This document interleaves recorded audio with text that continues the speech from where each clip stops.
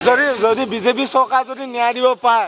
এতিয়া বিজেপি চৰকাৰ জিকিবই অভিয়াছলি জিকিব কিন্তু বিজেপি চৰকাৰ যদি বিজেপি চৰকাৰ যদি জুবিন দা আমাক ন্যায়টো দি দিয়ে তেতিয়া অভিয়াছলি বিজেপি চৰকাৰে আমি ভোট দিম বিজেপি চৰকাৰলৈ জুবিন দাই আমাক যি দি থৈ গ'ল সেইবিলাকতো আমি কেতিয়াও মানে পাহৰিব নোৱাৰোঁ জীয়াই থকা অৱস্থালৈকে আৰু আমাৰ নিচিনা কেইবাটাও প্ৰজন্মৰ গুচি গ'লেও হয়তো তেখেতসকলেও পাহৰিব নোৱাৰিব তেখেতক মনত পেলাই থাকিব নিশ্চয় আৰু এনেকুৱা হ'লেই বহুতো আহিব বহুতো যাব আৰু আহিয়ে থাকিব আমি তেখেতকে সুঁৱৰি আমি হোলী পালন কৰিব লাগিব তাৰ বাদে আৰু অন্য উপায় আমাৰ একো নাই আৰু যি বিচাৰ প্ৰক্ৰিয়া চলি আছে তাতে বিচাৰ প্ৰক্ৰিয়া যাতে শুদ্ধভাৱে হয় আমি তাৰে প্ৰতিবাদ কৰোঁ বাৰু আমি অনুৰোধ কৰোঁ চৰকাৰলৈকে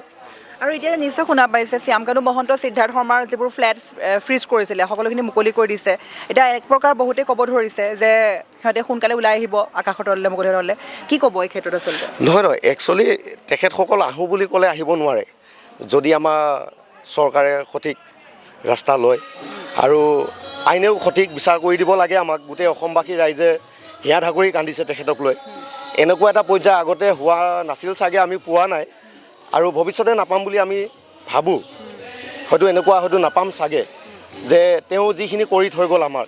তে সেইখিনি তুলনাত চৰকাৰে অলপ গুৰুত্ব দি পেলাই কামবিলাক আগবঢ়াই লৈ যাব লাগে আৰু আইনেও আমাক সঠিক এটা ভাল ৰিজাল্ট দিব লাগে বুলি আমি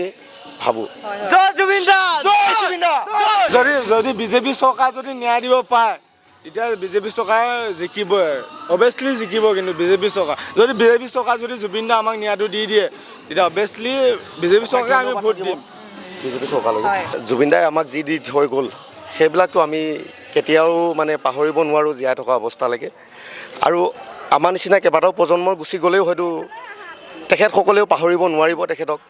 মনত পেলাই থাকিব নিশ্চয় আৰু এনেকুৱা হ'লেই বহুতো আহিব বহুতো যাব আৰু আহিয়ে থাকিব আমি তেখেতকে সুঁৱৰি আমি হোলী পালন কৰিব লাগিব তাৰ বাদে আৰু অন্য উপায় আমাৰ একো নাই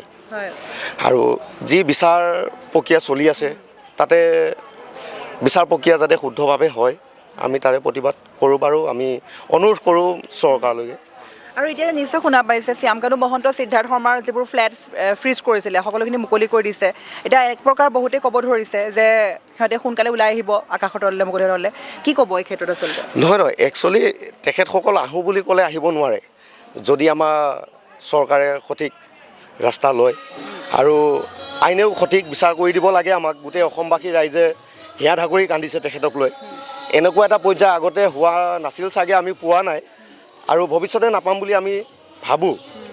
হয়তো এনেকুৱা হয়তো নাপাম চাগে যে তেওঁ যিখিনি কৰি থৈ গ'ল আমাৰ